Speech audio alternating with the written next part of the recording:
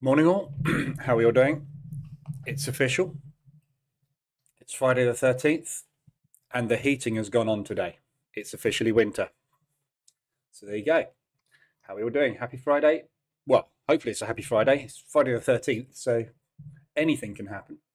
Morning, Lumo, JC, Wajajajek, Noob, Steve, Virginia, Pot DJ. Heating, I know, the heating's gone on today. My hands, my fingers are like, ow, it's cold. It's actually September and the heating's on. Southern softies, I know. It's not me, it's the wife. I came into my office this morning, I was sitting there like, what's that smell? You know that smell when you put the heating on for the first time? And it's like, I don't know how to explain it. It's the central heating smell. That's in my room at the moment. But it's bloody cold. What's going on? First morning I wear pants and I drink tea. I don't want to know about that. Instead of coffee. How does that help? Does it make a difference? It's still hot, isn't it? Anyway. Yeah, it wasn't my choice, but anyway, it is. It is what it is. Just update. I got into US dollar Swiss. Yes. Go away, pen. Got into US dollar Swiss yesterday. Just got out of it this morning. Literally just closed it. We just had a reversal alert on the 15-minute time frame. It's $300. We're coming out of propulsion. It's a 50% retracement. If it is going to continue to do that, i.e. the Swiss franc sell-off or the US dollar rally today, that seems the obvious spot to go from, doesn't it? So I just decided to get out of that one. Nice, easy, quick in and out in a day. It wasn't an RSI extension. It was the weekly support or weekly resistance bounce play from yesterday's reversal. So you can see why I got out. Potential propulsion gap bounce, 50% retracement, bullish market structure, usual stuff. So easy, quick in and out. Still stuck in Aussie yen. This is double topped. So we've got a quadruple top here. We are holding propulsion. It can't make its mind up what it's doing, this yen. So still in it. We'll see what happens. Today, we've got no news. We've got University of Michigan at 3 o'clock. Sometimes it does, sometimes it doesn't. It's a very hit and miss news event, Michigan. So might get something off of that. Other than that, there's no news today. Apart from the fact that we might be going to war with Russia, which obviously could be something that upsets the market quite substantially, but we'll see. I did have to turn the fan off at 7 a.m. Oh, we had our fan on last night.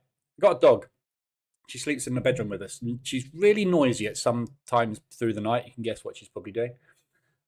So we put the fan on when it got warmer, and it completely blocks the dog noise. So we get a completely good night's sleep. And we had the fan on last night. I had to turn it off. It was so cold. Anyway, Aussie New Zealand. Afternoon, Dev. Aussie New Zealand, morning even. Not really good at doing anything at the moment. Symmetrical triangle forming at the minute out of that propulsion. So we're contracting for a break. But as you can see, it's going absolutely nowhere.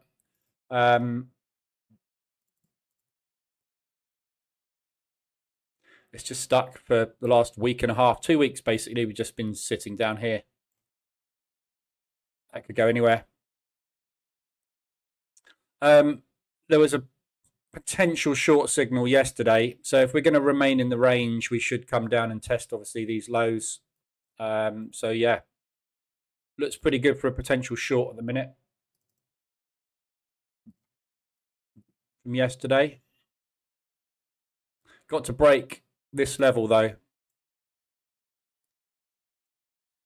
which just about to do. So if you get through that propulsion gap, good to test the lows, I reckon. For me, tea is a drink that conveys coziness. Coffee is just an addiction. Fair enough. I'll go along with that. Right, so just quickly cover the news before the market opens. Pre-market, bit of a drop on the DAX and a bit of a rally on the FTSE. Somebody's just come home. we are contracting on the FTSE at the moment. Again, a bit of contraction going on yesterday. So we did test these highs yesterday. This is where I got out of my long positions. As we rejected that, I got out the longs yesterday and made a profit on the shorts. DAX, we're kind of flip-flopping around at the moment, up at yesterday's high, but market is in fear mode at the moment, which tends to sell off the stocks. So we had quite a big rally in the US yesterday. Not big, but so not yesterday, sorry, the day before. And we continued the rally yesterday. So we're on a 2-day push at the moment on the US indices. So we may well come down and undo that today. It's Friday. We quite often get profit taking and selling on Fridays. So we'll see where it goes this afternoon, but not an awful lot of movement pre-market. So the overnight news, because there's nothing happening today, basically. So ECB yesterday, obviously, we had the rates cut to 3.65, which is what we were forecasting. Lagarde came out in the press conference and didn't really say too much that was massively bullish or massively bearish. It was more of a stall and everything seems to be going fine type speech, which is good. PPI shot up a little bit in the US yesterday afternoon. So the upshot of it is we're expecting the ECB to potentially have one more rate drop this year because they've gone down by more than expected. So it's kind of neutral to ever so slightly bearish, the euro, but no real bearish stance on it. So we reckon there's one more rate cut coming this year. If you look here, it's funny again, financial juice and the opinions of traders, economists and everything. So markets now pricing roughly a 38 basis point cut easing by the end of the year. So somewhere between 1/4 to 0.5% by the end of this year. Scroll up a little bit.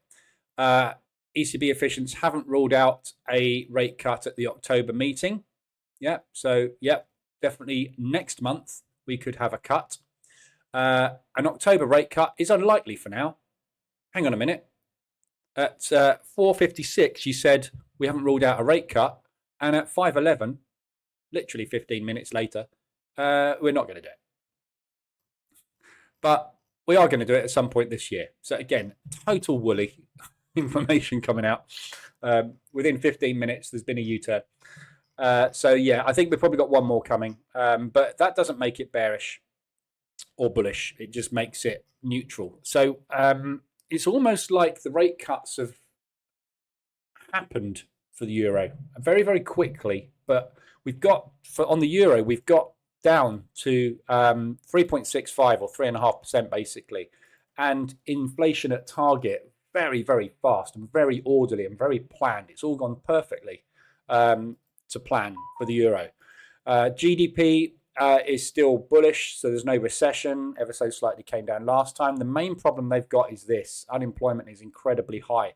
So they've got to get that down, and the best way to do that is to get your interest rates cut. Helps borrowing, stimulates growth, etc., etc. So that's why we got that little bit bigger cut than we were anticipating. And if we can get down to 3.25 by end of year, it's really going to help that, and that should just gradually start to drop. So everything in the eurozone is pretty much where it needs to be, meaning that the euro has no reason to be massively bullish or massively bearish, which means that all euro crosses will more than likely move based on the cross currency. So when the Australian dollar has a rally or a dump because of economics, it will do that, the euro odd. Rather than the euro moving the euro, it will be the cross moving the euro. And that's the same thing that we had after COVID. The euro sat there and had no power and no weakness, and whatever happened to the US dollar, the pound or anything else drove the euro up and down. So it's neutral from a stance as far as I'm concerned at the moment. So in that respect, trade it in any direction. But don't expect it to move very much if there isn't a lot of news. So that's where we've gone.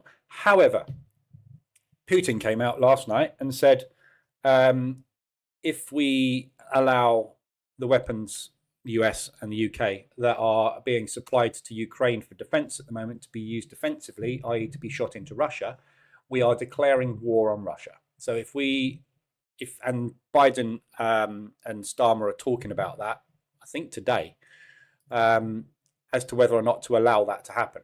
And if it does, basically, we're declaring war on Russia as far as Russia's concerned, which means that we are going to have a safe haven run, which means the Swiss will power up, the yen will power up. So I'm kind of hoping I can get out of my yen trade today. So an ADR push to the upside would be lovely today, just so I can get out of this thing just in case, because if we do get a safe haven run, it's going down. So just be aware of that today. There may be some announcement on that respect, but whether it happens like that or not, we'll have to wait and see. So there you go. There's your news. Not a lot else really to look at the moment. FX wise, no ADRs. Again, it's been the flattest week we've had for a long time. The only weekly we've had is the Swiss yen, which is still going, still power in the yen. We've had that weakness creeping through in the Swiss as well. So yeah, that's basically what we've had from a weekly perspective. RSIs, there's a few to look at. Swiss yen, obviously, on the 4 hour. It's extended, so there's a good looking long opportunity Swiss yen. We looked at this one yesterday as well for this bounce, but it's gone through it. So nice mean reversion opportunity on that leg. Yeah, we should be looking for a pullback on that leg. So good looking long opportunity there. Euro CAD on the hourly is extended, so there's an opportunity on the Euro CAD as well. I'm in the Euro CAD on my other account as a short, and that's given a nice reverse alert this morning. Yeah, so good reverse alert this morning on that one, so that looks good for shorts as well. And that's an hourly RSI at resistance.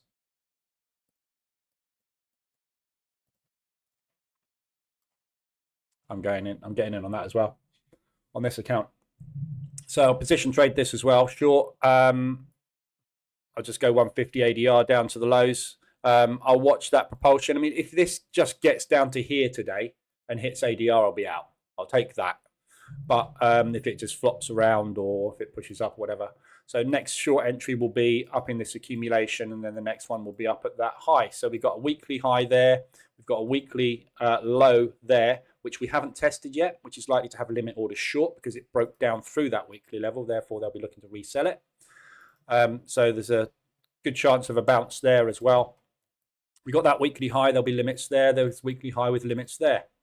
So easy, big push up. If it doesn't pull back from here, we'll be looking for some kind of retracement as it continues. And obviously then it will be above the 80 level. So there's also the pound CAD, which is in the same boat. Based off of this is obviously off the CAD movement. You've missed that one this morning as well. So 50-minute reversal alert off of a monthly and weekly level. Monthly, weekly, reversal. If it retests, there's an opportunity to get in if you've missed it.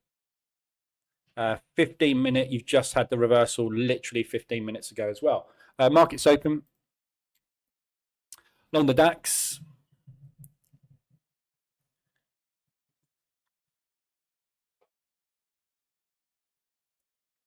So yeah, there we go. So what's the difference with Russia using weapons from Iran and NK? Well, nothing is there. That's the whole point, isn't it? It's not. It's Russia. They do what the hell they like. So we basically, the difference is Iran and whoever else is supplying them weapons, doesn't matter who supplies them, does it? Haven't stipulated that you cannot use these for anything but defense. We've said you can have all this stuff, Ukraine, but you only fire it inside your territory at their troops. You can't fire it into Russia because that's aggression. You can use it defensively, not offensively. We stipulated that when we supplied them. Whoever's supplying Russia has said, here goes a load of missiles. Do what you hell. Do what you like. Yeah. So that's the difference. But in Russia's eyes, obviously, the West is supplying arms to defend Ukraine. If the West now supplies arms to attack Russia, that's a little bit different in their eyes, isn't it? That's offensive. That's going to war. It's a proxy war, isn't it? We're using Ukraine to attack Russia in their eyes, which is pointless. But anyway, you can't argue with madmen, can you? Morning, Mark. Lippy. George, how we doing? North Korea. Yeah, North Korea, China, anybody that's supplying anybody that's attacking Ukraine, obviously, it's nothing to do with us. We're just helping people out because we're nice. Russia could just end the war if they like, yeah. They should stop whining, yeah, I know. But they won't. That's what they do. They like to whine. Right, so very weak open this morning, as I kind of would expect on a day with no news. So tagged into a long on the DAX. That looks like a hedge in the making to me. We've got no volume, no follow through. There's actually no no real initial cash balance coming in at all today. So I suspect this may well turn into a hedge today, in which case I will probably leave it where it is, target-wise, which will be the low from yesterday. But yeah, bit meh today. FTSE will break short, hopefully, with the DAX. So if I can get a break on that, and that hedges, obviously that will pay that. It'll just be a break-even morning. No volume, though, this morning. Obviously, remember, this is a momentum breakout strategy. If there's no momentum, it doesn't work. And there ain't any momentum today.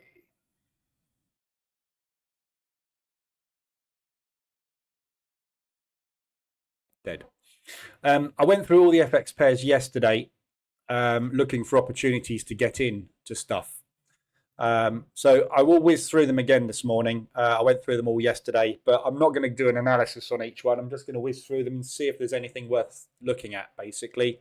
There wasn't yesterday, apart from what I took, which was the US dollar Swiss, which I'm out of, which I should have stayed in by the looks of things because it's going down again. But my target on the US dollar Swiss was here anyway. So, just to be safe, I just took the money this morning. But yeah, I couldn't find much else to look at the moment because it's just very, very, very, very slow. We've had a little bit of movement yesterday, but we've had days of nothing this week. As you can see by the ADR dash, the weekly is nothing. We've had Swiss yen. That's the only thing that's hit its weekly range this week. The rest of this stuff has just been contracted. Nothing going on.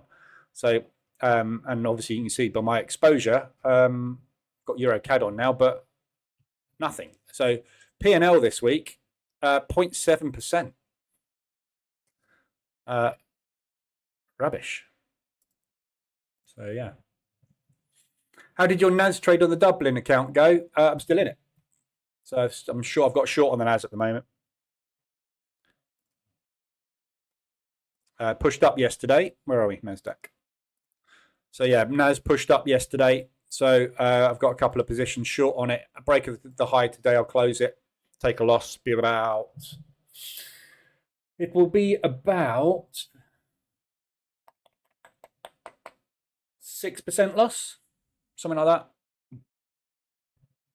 So wipe out about 10% of the month's profit, which is 65% so far. Actually, it's not even the month's profit. It's the last week and a bit's profit. So yeah, it'll be a loser if it breaks today's high.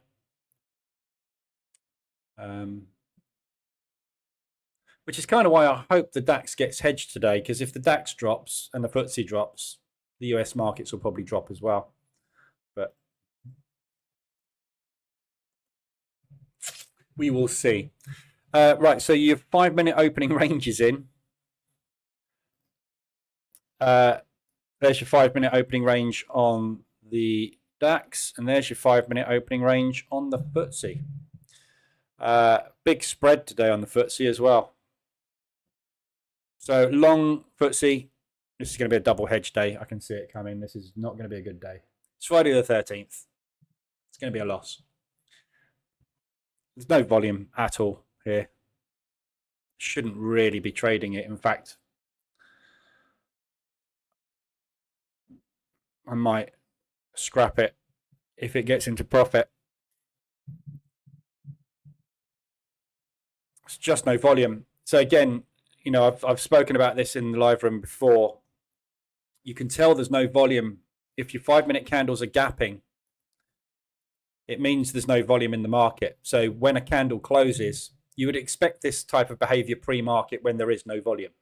At the open, if you're gapping at the open, it means there's no volume at the open. If there's no volume at the open, the market has to jump prices to get orders filled, which means you're going to get big spreads, you're going to get slippage, and this is slippage happening now. Someone's trying to place a long order and there's nobody there to take the other side, so they're having to reach to find someone to fill the order with. This type of condition is one of two things happens. You either get this type of price action where it just doesn't go anywhere, or you get a grindy slippage type move, which is fine as long as you're in the right direction on it. But yeah, it's not very conducive to making money.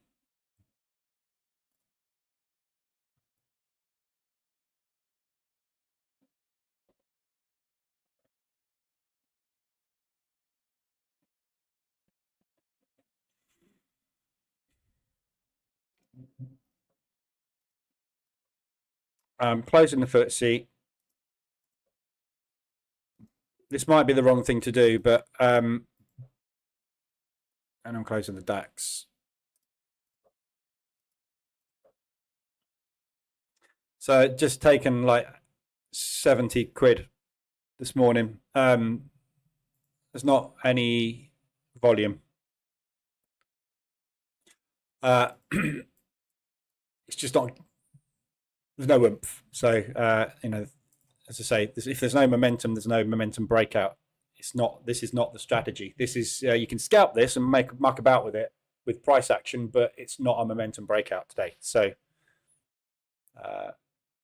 it may well go. If it goes, but I don't really want to sit and babysit this today, especially if it hedges.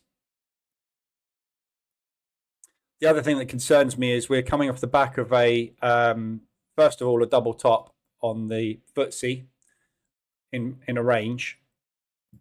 So where we are at the moment on the FTSE, yeah, we're at the high end of the range, which means if we're going to hold this range at the moment because there's no directional bias, we're kind of more likely to continue the structure south. That's very much the same with the DAX. Yesterday's high has been tested already pre-market and held. So if we do get up, we probably get to yesterday's high, and likely we won't have any momentum, any buy orders to get through yesterday's high, which means the limits at yesterday's high will just drive it back down again. So the best you can really hope for is 1.5 R if it manages to get there. So I don't think it's worth bothering with. Then you've got weekly resistance coming up as well, but that would be a decent break. FTSE's rejecting at the moment, so we've closed bullish on the DAX, but up to you what you do with it. I just can't be bothered with it this morning. When it breaks like this, it's just it's just unreliable. So let's see if we can find something else to play with today. What's the doubling account? It's an account I'm trying to double. It's not a doubling account.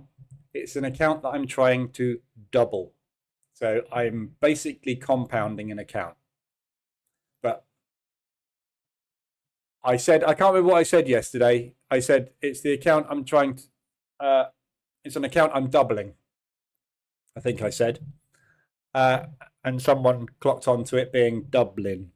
So it's become the Irish account. Morning, Laurie. Morning, AZ. So yeah, the Dublin account is doing okay. Right, so let's look at FX. I'm going to whiz through all the pairs. If there's anything specific you want to look at, let me know. But I'm just trying to find something to get exposure on at the moment because I haven't really got any. I haven't banked much this week. So far, the month is all right, 5%. We're nearly halfway through the month. I'm halfway to target. My target's always 10%. That's fine. But this week's been very, very dire, obviously, because we've had very little movement. We've had big news this week, but very, very little movement. If you look at the news we've had, US CPI, second largest news event we get every month. Interest rate change, one of the largest we get. It's just not getting anywhere. So, the news is all as expected. The news is all factored in. There haven't been any shocks. So the market's just sitting there at the moment. So Aussie dollar CAD. So all the CAD pairs basically are good opportunities today for mean reversions. Yeah, so we've had the market reversal alert. We put in a higher low. We've put in a higher high. We've put in a higher low. We've put in a higher high. We're looking for a higher low. So good mean reversion opportunity there. Pull it back down to potentially there. That's within ADR. Get that propulsion gap filled. That is the accumulation break. This big propulsion gap actually didn't break the range. It kind of bounced, didn't it? So, but that has been tested 3 times. Yeah. So that accumulation or that propulsion move there has been tested 3 times and held, and that's where we are now. So we had that weakness in the Canadian dollar. So just had a reversal alert. Beautiful M pattern there. Not particularly clean, is it? But it's more of a weird triple top scenario. But it is a reversal. That candle there, bears are in control. So looks short, which would indicate obviously strength in the Canadian dollar would need to come through this morning. So that's a good looking short opportunity. If that doesn't work out, you've got a second entry at weekly highs here. So that area there would be your second entry, which is also ADR today. So first, second, average, whole move out. Easy peasy. Aussie dollar Swiss, very much the same sort of move. This range that we had, we broke, we tested. We're back here again. You've had a reversal alert. There's a nice strong move there with from there with no profit take.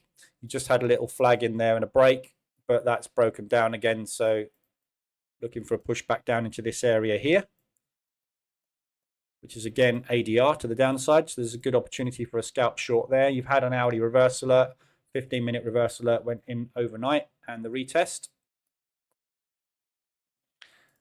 So looks good. If you break, it's a bit, if you break this little propulsion there, you're pretty much guaranteed to come and test this area, but not really a lot of room, is there?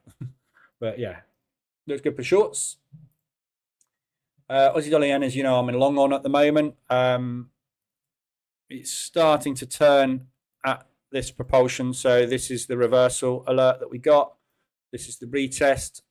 We're retesting this area from yesterday's low at the moment and holding. So I've been accumulating around there for the last sort of 5 hours or so. So hopefully this is just an accumulation which will break long and will come and retest these highs. So this is hit 4 times now and rejected. So we know this is a very, very strong propulsion gap. There are a lot of sellers in this area who are re-adding to their positions. However, they are not succeeding to push price back down to new lows. So we know we've got a lot of buyers here as well. So this is where the buyers are sitting at the moment. This is where the sellers are sitting at the moment. This is the battleground. So today, one of those is likely to break. It's going to break up or break down, hopefully. So, but as I said, we've got no news, so maybe it won't. But yeah, it's looking good at the moment. The longs are holding nicely. Aussie New Zealand stuck totally sideways. Yeah, it's not going anywhere. So don't know what to make of that one. Bit of a mess. Aussie US, again, US and CAD weakness yesterday. We had some decent moves on the Aussie yesterday. So potential reversal alerts just going in now. There's your target to the downside. Could get lower, back down to ADR. might get an ADR today. I mean, this is Friday. We do get movement on Fridays. Profit take moves end of week, so might get some decent movement today. But nice reversal alert gone in there. 15-minute will be a lot clearer in the retest. Yeah, good looking short. Back down into there, but again, not quite extended. Again, there's no RSIs, just not getting any relative strength. It's a move and then nothing. We're not getting any sustained movement over any period of time. Everything we're getting is, at the moment, news, nothing. News, not a lot. More news, nothing. Bit of news. That's it. It's all news again. Had this last month. Anyway, CAD Swiss. So good looking long opportunity potentially on the CAD Swiss. So we had the reversal alert here, retest at the previous week's low. We screamed up yesterday, day before yesterday, broke the highs. We got a reversal alert out of propulsion, which is pulling back into that propulsion move. So that might be a springboard long. It also may be a lower high on the bearish market structure. So could go either way from here, but likely it's going to want to pull back before it does that, if it's not going to do that. So good looking long opportunity on that one potentially. Again, no extension. That was your entry there.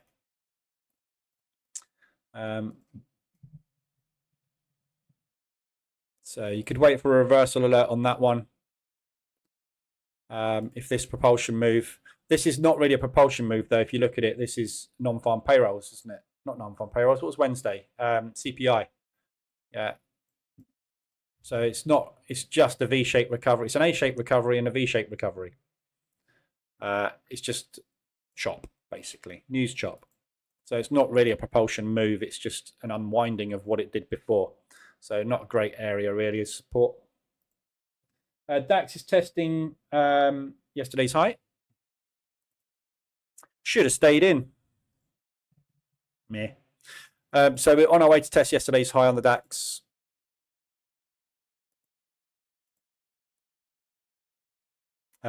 Which is not there. I'm drawing on the pre-market. This is yesterday's high.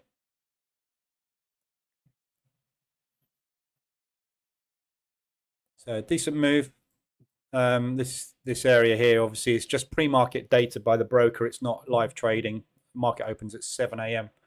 Well, pre-market opens at 7 a.m. in Germany. So that's the pre-market high, which is broken. Yesterday's high from actual trading is there. So watch for limits at that high, which we're approaching right now. This area here. Again, we're gapping. Look, still, every single candlestick is gapping.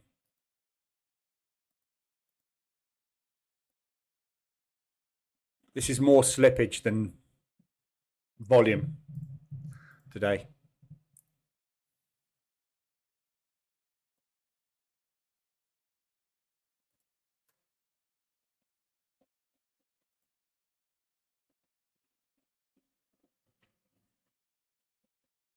It's not even ticking, is it? Just shows you how weak this market is today. It's just it's slippage. It's luck. It's more luck than volume. So this is where, you know, market structure and any kind of price action trading you're doing is really irrelevant because there's no volume. There we go. We've gapped again. There's no volume in the market. So this isn't real price action. This is slippage. So when you get to this area, you're going to find there will be orders probably sitting at this level. And it will probably just bounce around because, you know, there's no volume to get through it. Or if there's no orders at the highs, it will just slip straight through, you know. But likelihood is it's probably just going to bounce around up here for a bit and then maybe come back down. But we'll see. This is why you can never predict where price is going to go because you have no idea how many orders are sitting at this level or, in fact, if there are any orders. But if there are orders sitting at this level, that's going to happen.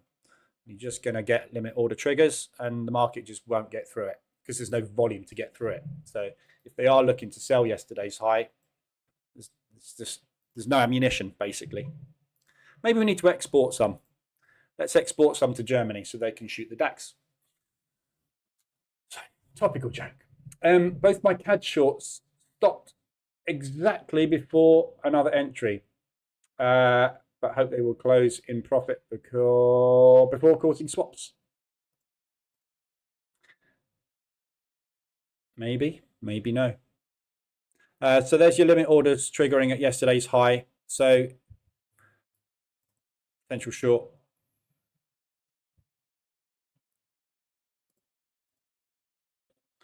Got 3 minutes left on that candle though. Wait for that candle to close.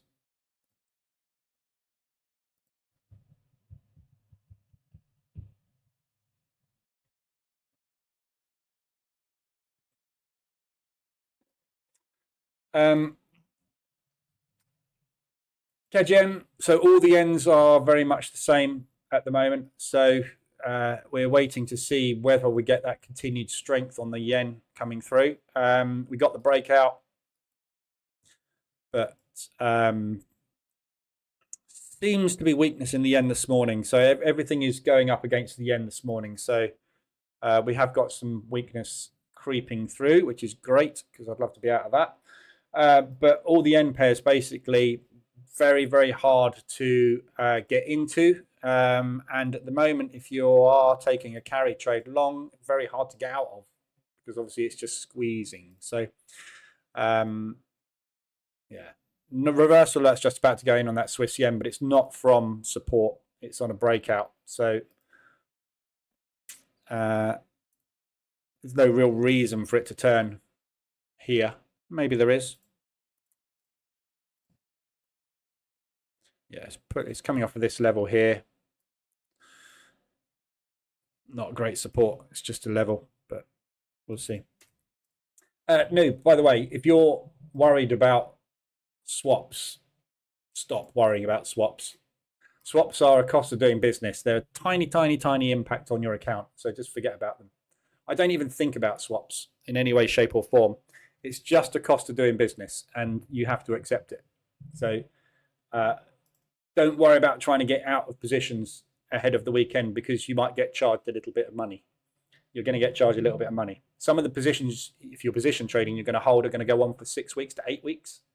At some times when you're being squeezed, it's just what happens. So if you get into a position, this isn't good.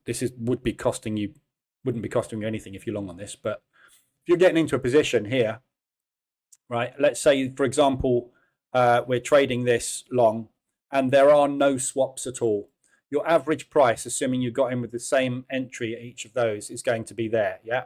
So that is your average price, and that would also be your average profit. If it's something that costs you swaps to hold it long, all that it means is you need to go a little bit further to get out at a break even. That's it. So swaps are just what they are. They are cost of trading, and you have to just accept them. So all that will happen is when you get to this break-even line, your P&L will show a negative figure because although that is your average price, that is the cost of being in the trade. So you just have to wait for price to push a bit further. That's it. There's nothing you can do about it. So I don't worry about them at all. If you are worried about them and you don't want to, then just don't take anything that's got big negative swaps. So for me, for example, euro pound costs an absolute fortune to hold. Yeah, you look at my trades on the euro pound. Yeah, here and there. The swaps on this, I paid $600, $7,850, 1,250, 1,300, about $1,400. About $1,400 I paid in swaps to hold the euro pound long. This trade from there to there cost me $1,400. My highest profit trade was 1965. Yeah, so the swaps cancelled that out completely. So if you're worried about them, take that off your radar. Or don't take it off your radar, but only trade it short. Don't trade it long. Because if you want to trade it long, it's going to cost. But entirely up to you what you do with it. But at the end of the day, it's just part of the game, and there's nothing you can do about it. So you just have to accept it. It's just one of those things like death and taxes, commissions, swaps, and spreads. For us, that's it. That's what we have. Can't get away from it. DAX is out the highs. Shouldn't have shut that this morning. That slipped to bugger, isn't it? Look at it.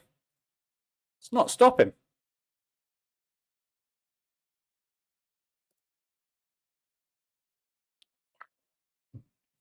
Should not have closed that. This is one of the frustrations of trading, isn't it? Yeah. On the day it does this, I'd have been going, that was the right call. On the days it does that, you're like, that was the wrong call. There's a 50-50 chance of getting it right and wrong, isn't there? That was the wrong call this morning, definitely. FTSE, though, is totally stuck still.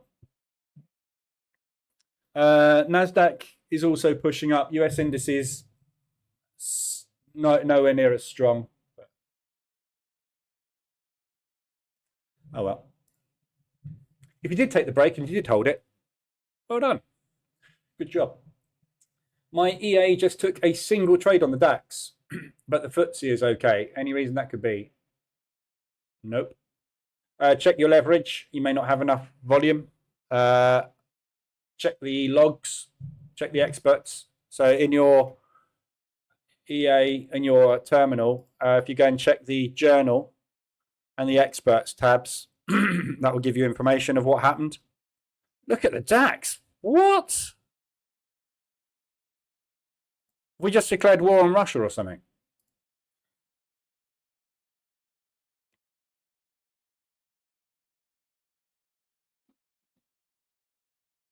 Vilroy is talking. So is anything particularly impactful there?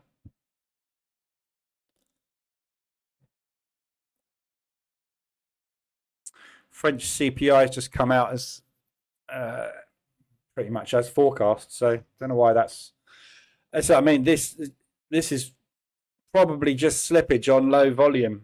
So they want to place a load of buy orders in the market. It's just not enough sellers to fulfill the orders. So we're just getting slipped. That's 4R. Look at that. FTSE unable to move. US markets also a bit strong this morning as well. Big moves.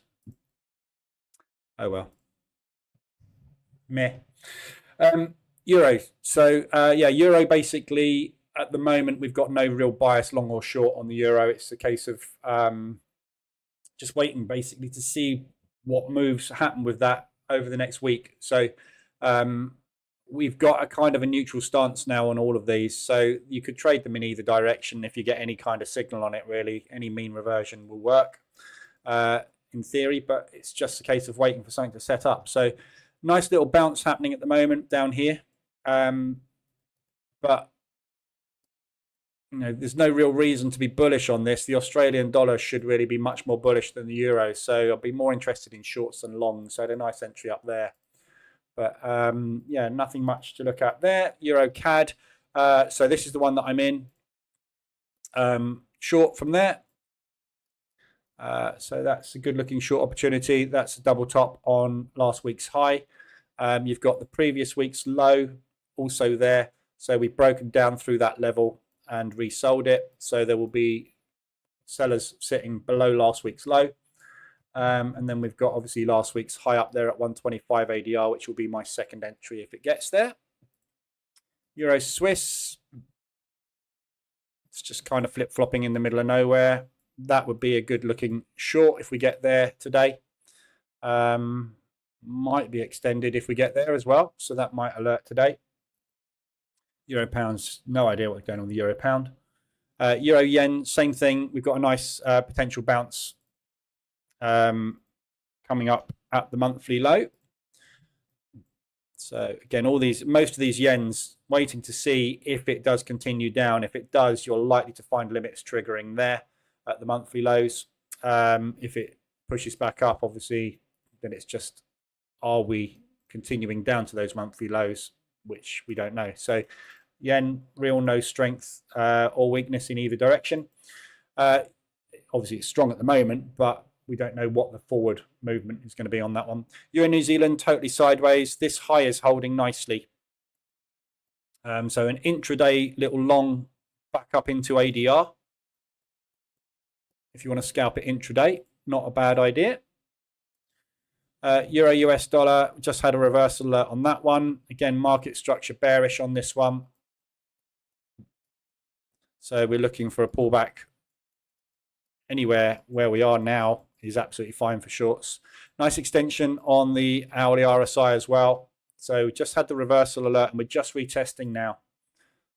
So there's your reversal. So see if that euro continues to rally today.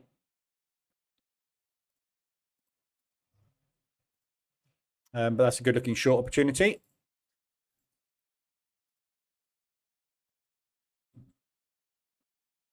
Nothing much on the pound odd. So we're holding this low at the moment. Reversal, retest, but it's also an M pattern short and a W pattern long. Yeah, so it's a range.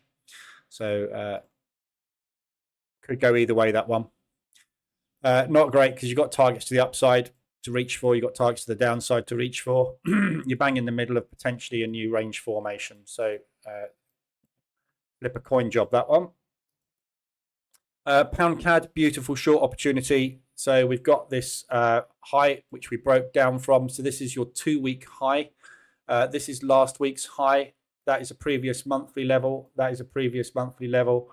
So you've got massive confluence with a double monthly level and a double weekly level and a massive bear move, which is limit orders triggering after a huge extension to the upside. Really good looking short. I'm on Euro CAD short at the moment, but that also looks really good. That would double expose me on the CAD, but it would give me some pound exposure short as well. I'm going to put a sell stop on that. So I'll just get gathered in on the next bear move. Looks good. You've had the reversal alert at limit on the 15-minute time frame. And we're just coming up to test that. So like the look of that. I'm going to get in that one as well. So it's double exposing me on the CAD, but obviously gives me some pound exposure short. Pound Swiss, almost got reversal alert on that one, not quite. Not particularly exciting level. Pound yen is the same as all the other yens. Pound New Zealand, stuck in the middle of nowhere. Could go either way. Obviously, bigger target to the downside. There is no upside target, so that looks good for shorts, if anything, but nothing exciting. So pound US dollar, same as the euro US dollar. We've got bearish market structure on this at the moment because of obviously the pound US dollar moves that we've had. So good looking short opportunity out of propulsion. So that is non-farm payroll last Friday. Continuation short looks good. So some strength on the US potentially. DAX is starting to reverse at the moment. So there you go. There's the weekly level. That one there.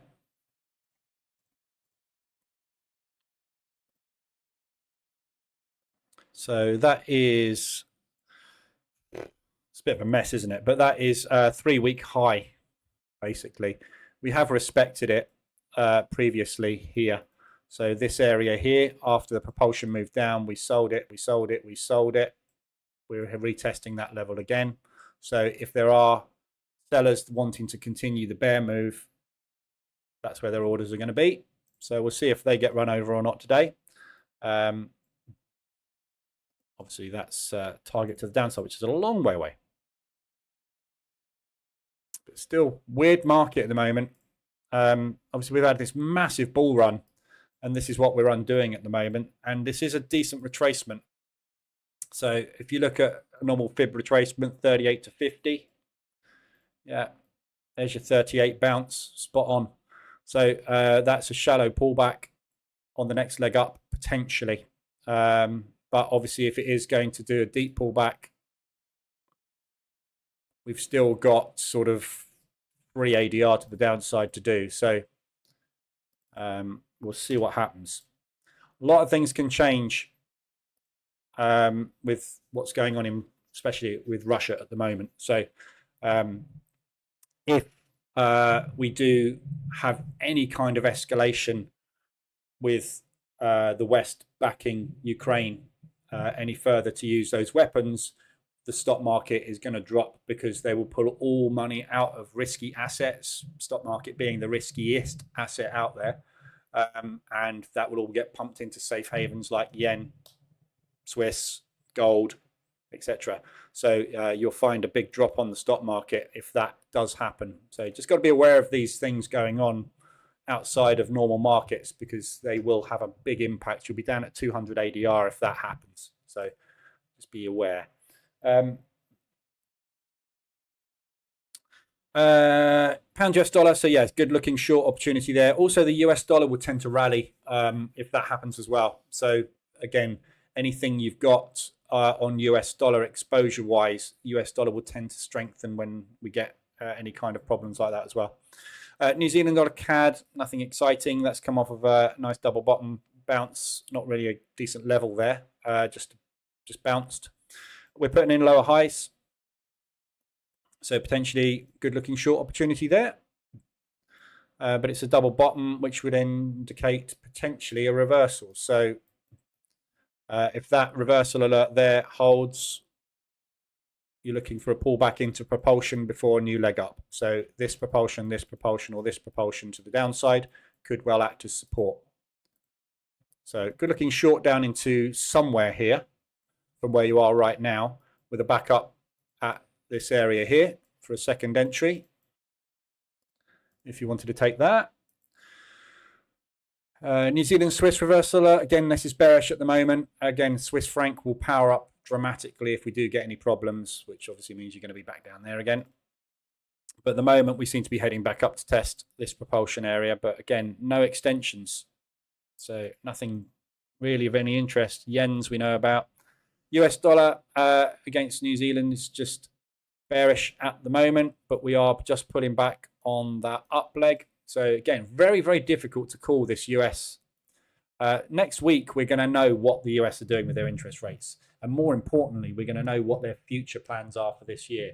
So that should give us some kind of indication as to whether we need to remain bullish or bearish on the US. At the moment, the market's really got no idea. And I'm not sure the Fed have either, but that's not unusual, is it? So we'll see what happens with the US next week. So next Wednesday, obviously, is FOMC, interest rate change. We've also got the pound change next week. So there's a lot of stuff going to change next week potentially, but most of it's already priced in. They're pricing in a drop on the US, as you can see. So if that price in has finished, profit take is done on it, you should be looking maybe for next leg up, which will mean weakness on the US. So this could go either way though. Depends what they say in the Fed next week. So intraday, you've got the propulsion gap at the moment, which seems to be holding. They're holding those shorts. So you'll be looking for a push back down into these levels here intraday, which isn't a lot of space. That's ADR. So, you know, you've got a quarter of an ADR movement. It's just not worth bothering with at the minute. US dollar CAD, sideways. So we've got multiple weeks of sidewaysness on this. As you can see, it took me a while to get out of that US CAD because we just had the news and then the grind. So yeah, news and the grind is back. So not going anywhere on this one. Both commodity pairs, nothing going on with oil at the moment. So yeah, sideways. Long term, if that's weak, that will be weak. If that's strong, that will be strong, which means you get an awful lot of that. So unless we get real divergence in interest rates, which it doesn't seem we will because the Canadians already dropped, we shouldn't see too many moves like that really. It's more like grindy sideways action. US dollar Swiss got out of yesterday.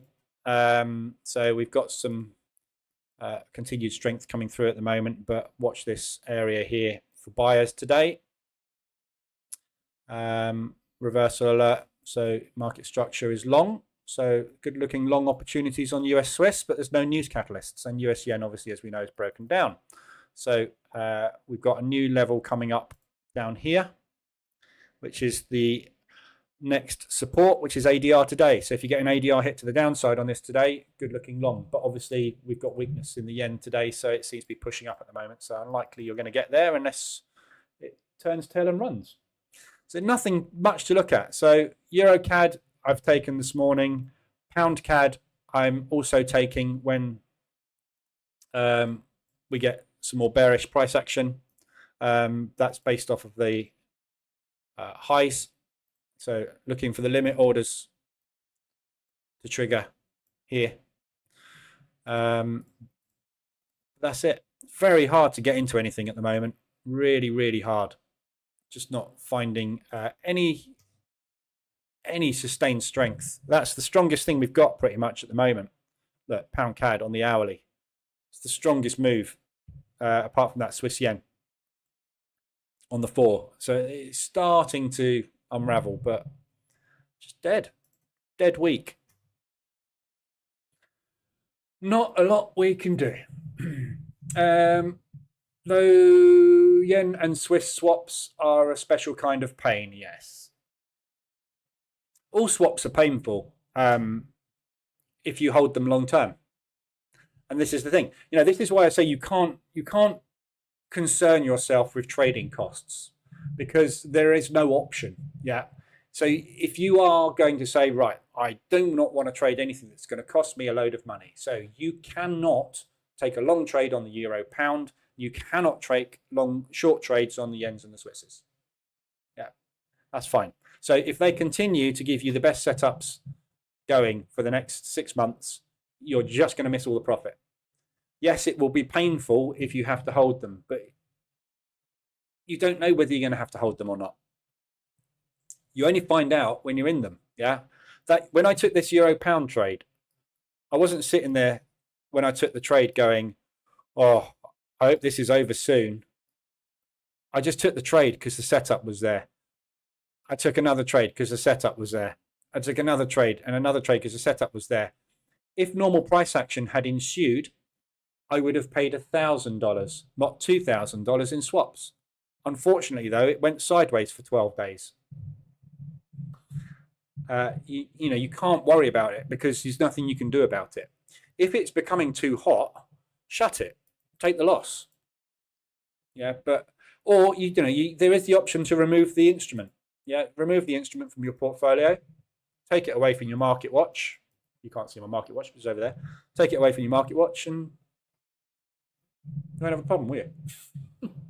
Because you won't look at it ever again. Take it off your dashboards. You know, it's just one of those things. You know, I used to worry about it. I had a period in my trading where I watched a video by someone. I can't remember who it was. I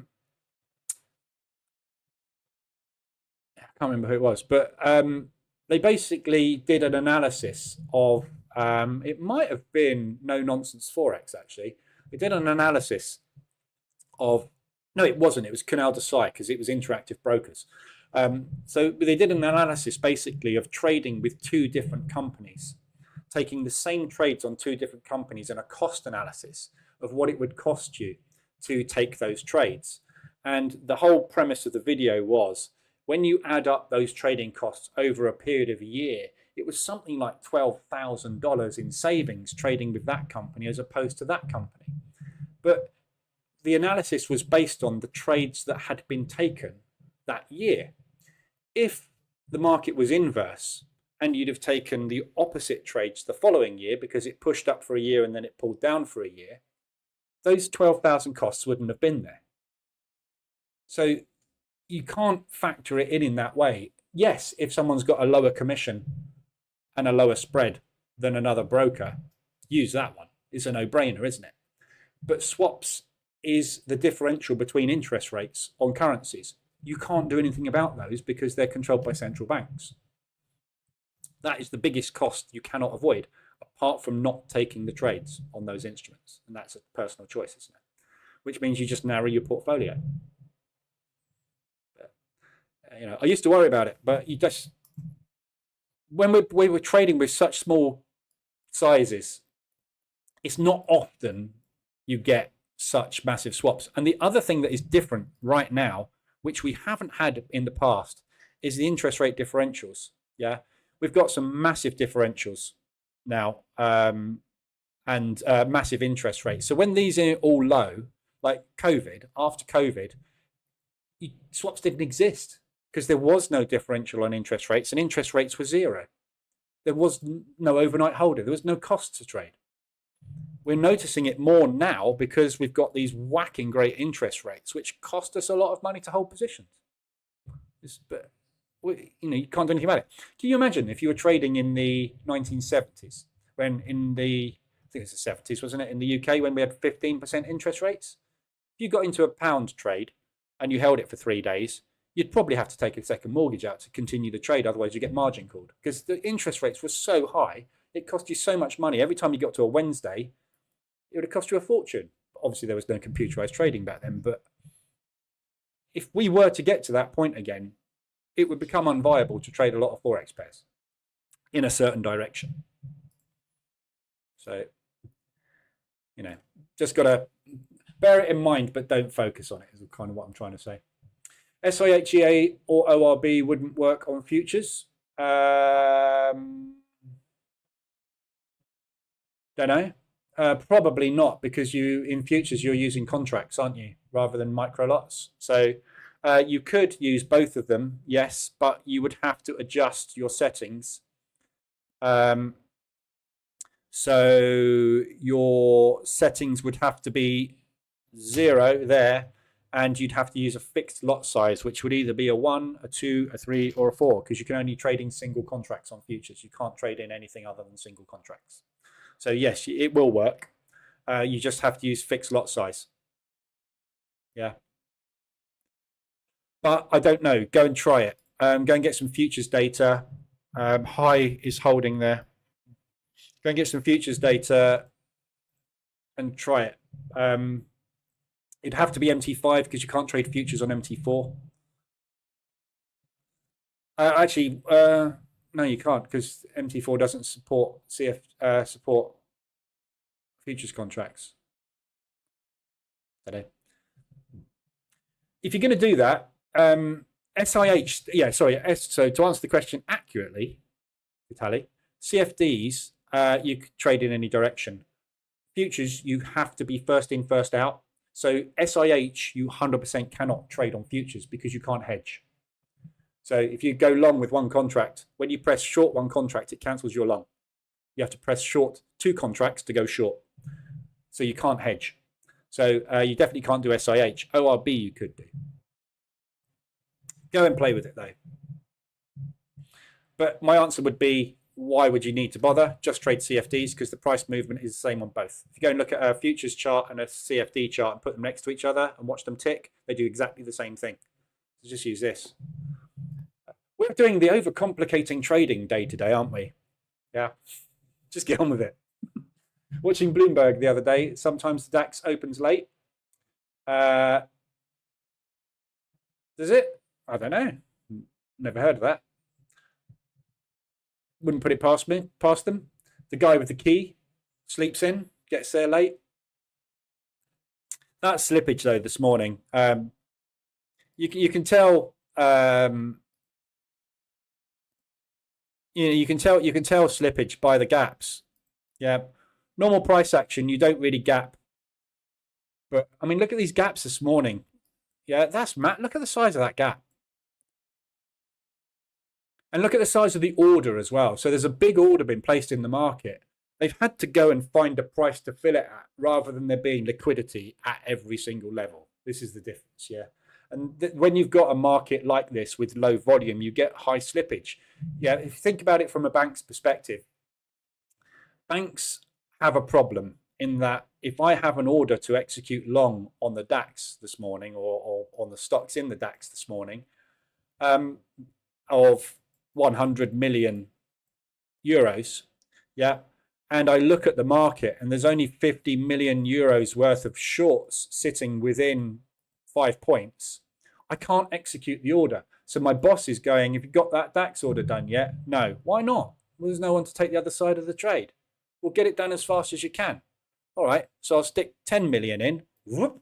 So I've had to tick up 5 points to find 10 million of orders. Yeah. And then I'm sitting there going, well, there's no one else there. And he goes, well, execute the order. And that's what's happening is this guy is having trouble getting the order placed. His job is to get the best price possible. He hasn't done his job, has he? Because he's got an order there, an order there, an order there, an order there, an order there. His average price is here. He could have got averaged at the open if there was volume there. But he got that today because there's nobody in the market. The trouble of a bank. The problems the bankers have, eh? Poor bankers. But yeah, that's basically what happens.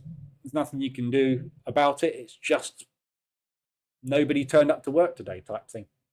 But if it does open late, I don't know. I've never heard it, but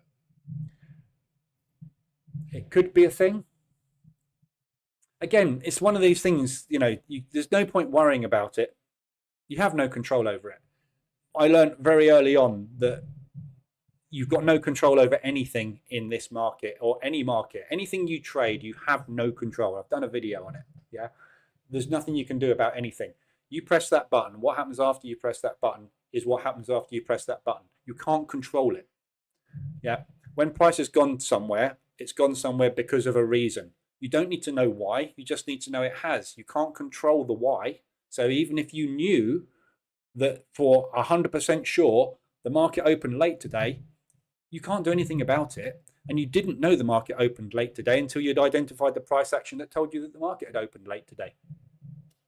Nothing you can do about it. So just ignore it. Just trade. You have to forget about the micro problems and just get on with the job. I can't hedge, so ORB only. Yeah, I tried ORB. It's hard to find the right settings. There are no settings that are right. You got to stop looking for settings that are right. There are no settings that are right. Which is the best RSI to use today on the hourly time frame? So this afternoon, we're going to get some RSI signals up here or up here. But is it better to use the 21 or the 14? What's the best setting today to get the best result?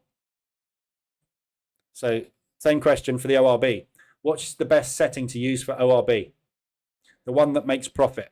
You can find the best settings over the last 6 months by backtesting using optimization to find out what would have made the most money over the last 6 months. But that hasn't got anything to do with the future.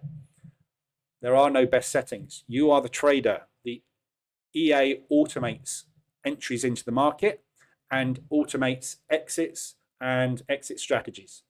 It is not trading. It's placing orders and it's executing movements for you. I am the trader. Yeah. This morning I made the wrong call here. The EA did what it was told to do. Place pending orders at the open. I made the call. The EA didn't make the call. Yeah. I made the right call there because that happened. That was right. That was wrong. The EA did its job. Placed the orders. There is no setting that works every day because every day the market is completely different. There are no 2 days where the market has done that. Go and find another day where the price action is exactly the same as today. You won't because it hasn't happened. Yeah, there isn't a setting. There's settings that execute orders in specific ways, but that is not how you use EAs. That's how everybody wants to use EAs because then you can sit on a beach drinking Mai Tais and make millions of dollars. In reality, nobody on the planet is actually doing that. No matter how many times they'll tell you in the course and show you the screenshots, not happening. Swaps are complete BS as well because you're not actually trading spot FX. It's just a contract for difference. Yeah. Well, the banks, the brokers, when you execute a CFD at a broker, you are borrowing against that order. So there is actually a swap when you're trading a CFD. But I know what you mean. They don't have to. But obviously, that's how they make money. And do you know what? They pay more commission. Yeah, I'm an affiliate for Robo Forex. Yeah. So basically, I get paid a commission for people that sign up with Robo Forex. Yeah, because that's the broker I use. That's the broker I promote in here. I don't promote them, but and you know, I get a kickback if someone signs up with my links. I get paid more commission. I don't get paid hardly anything, but I get paid more money on swaps than I do on people's deposits. Yeah, so that should tell you something about how much money they're making on those swaps. It's 100% pretty much, because they can give more to their affiliates on the swaps than they do on the deposits into the account. I don't make very much money as an affiliate because I don't promote it. This is probably the first time I've ever spoken about it, but you know, it's one of those things you can tell by what you see going on behind the scenes how they're actually making the money, and definitely more out of swaps. Yes, if you're in the US, they have got stupid trading rules, and I really hope they don't bring them in the UK. If I'm already in CAD short trade and I press the sell button again, does it open a new basket or add to the position? It just adds. So if you're in a CAD short, like I am on the Euro CAD, if I hit the button here, it just adds another trade. So if I hit it here, it just adds another trade. Yeah. There is only one basket. You are short on, I'm short on the Euro CAD. If I had another trade here, there's no reason to segregate these two into separate whatever. It's short. I've added 2 entries to my short. Just one trade. This is a position, short. This is a trade. If I take another trade here, I'm adding 2 trades into my position. My positioning is short. OIB is a beast when the conditions are right. Yeah. Got me 4 my forex funded accounts and multiple payouts. Yeah, those were the days. My forex funds. Oh, poor man being pursued for the millions he scammed out of everybody. Vitaly, that's what I mean. That's not what I mean about the settings. Can't figure out the difference since I need to deal with contracts, ticks, and not pips. Oh, I don't know.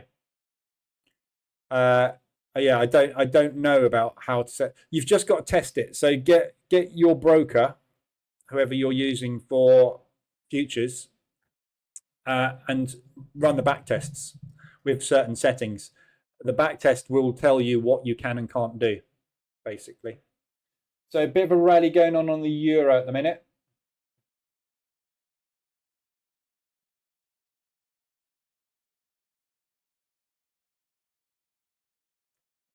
So we're retesting. I don't know. I'm looking over there. I'm looking at exactly the same chart over there that I am over here. So we're retesting last week's high. So this is our first retest of last week's high right now. So we'll see if we hit any orders here. Although that was just non-farm payroll spike. So it's probably more coincidental that we ended up there than that's where the market turned from. That was more part of that movement. So if we do break today, we'll be looking here. So top of that propulsion gap is the breakdown. So my next short is up at ADR today, but that's potentially where you're going to find the next batch of sellers. So that area of previous support broke. Yep, so that's what the propulsion gap is showing you. The sellers broke support. Therefore, if they're going to continue the short order here, that's the level that they will try to sell and defend from if we don't bounce at last week's high, which we've closed at on the hourly as well. So we'll see. Morning, Guna. Euro's running, yep. That's what I've been doing today for like 8 hours, back testing and back testing and back testing. Yep, nothing wrong with that. The more back testing you do, the more experience you get with price movement, the more it's going to help.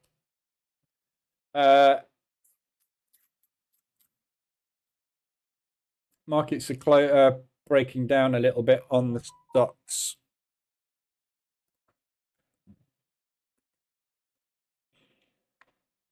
So if you didn't take 1R on the FTSE, you're hedged. So I'm glad I got out of that.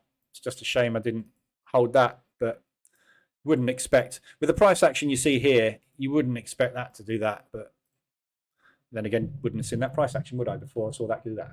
So it doesn't matter. Anyway, but yeah, so just if you look at the US indices, they're all coming down as well this morning after that micro rally that we had. Starting to break down a little bit. So we're up at a decent resistance area on the Dow and the NASDAQ as well. Oh, big sell coming in the NASDAQ, look. I should imagine the DAX is doing the same. Yeah, bit of a gap down again, look.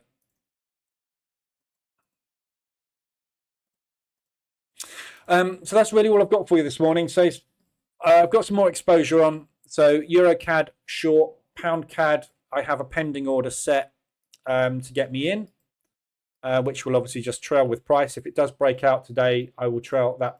Well, the EA will trail the pending order up for me and just get me in when we do get some bearish price action coming through.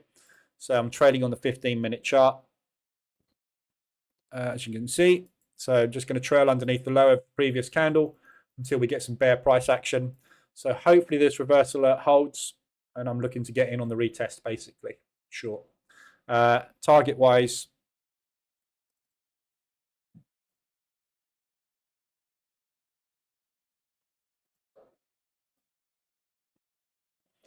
ADR will do.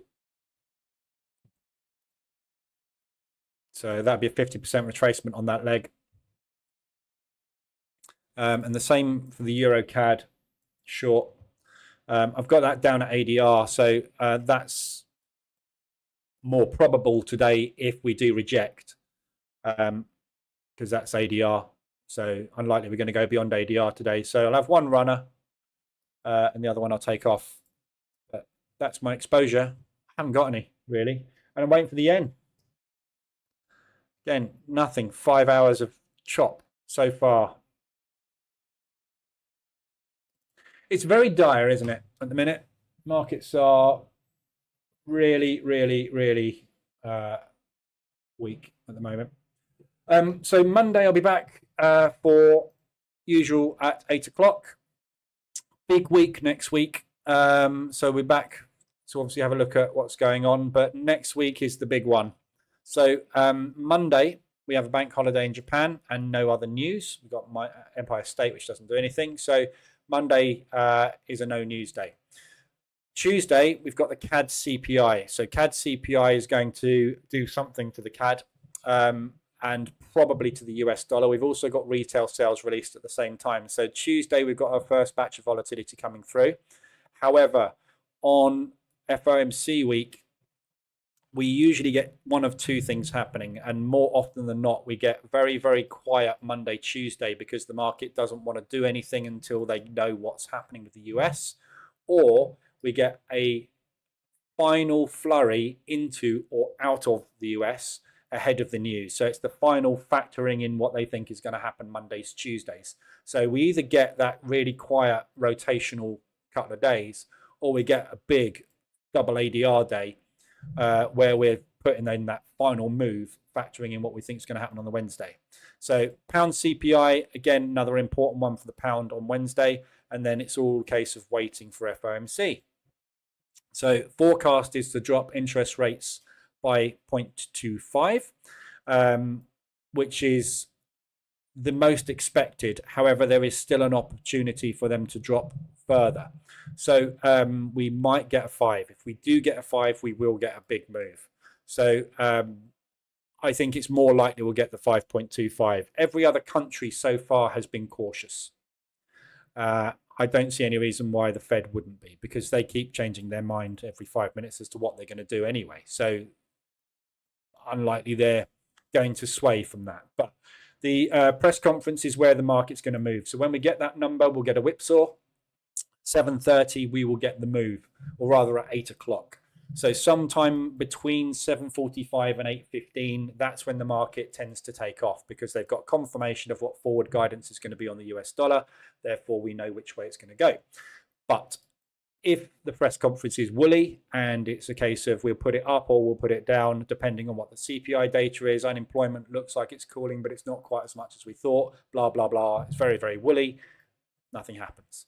So again, it's got the potential to be massive because it's the first interest rate change in over 12 months. We haven't had any.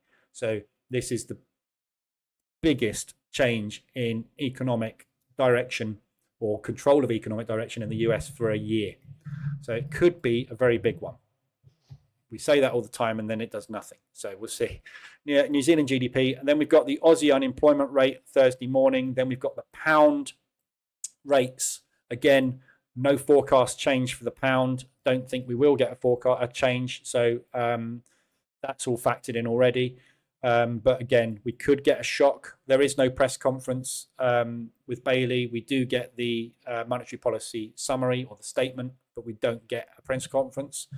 And then we've got the Bank of Japan rate on Friday, which again is no change. They're not going to be changing that. We've got retail sales for the pound, and then we've got Macklem speaking retail for the CAD. So absolutely manic week next week. Every single day we've either got an inflation figure, a retail figure, an unemployment figure, or an interest rate change. So it's a huge week for potential shocks.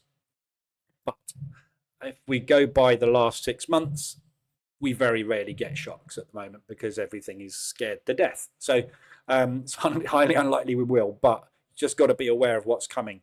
So always ahead of all these types of moves, look at your exposure, look at your P&L. If you're sitting on 0.4% profit on the CAD half an hour before the CAD news, take the money because you can't get it back. You can go into drawdown for weeks though. So just be careful next week. But we'll go through all of that on Monday in a bit more detail and look at where we're potentially going. But as you can see, the market is really contracted and unsure at the moment, and we have been for a couple of weeks on most things now. We don't know what to do. So we'll see where we go. That's about it. So I'll be back Monday. We'll have a look at everything in more detail. But anything you need until then, I will be in Telegram or Discord. Have a good weekend. And I shall be watching Beetlejuice 2. So I'll give you a review on Monday. All right, have a good one. I will see you next week.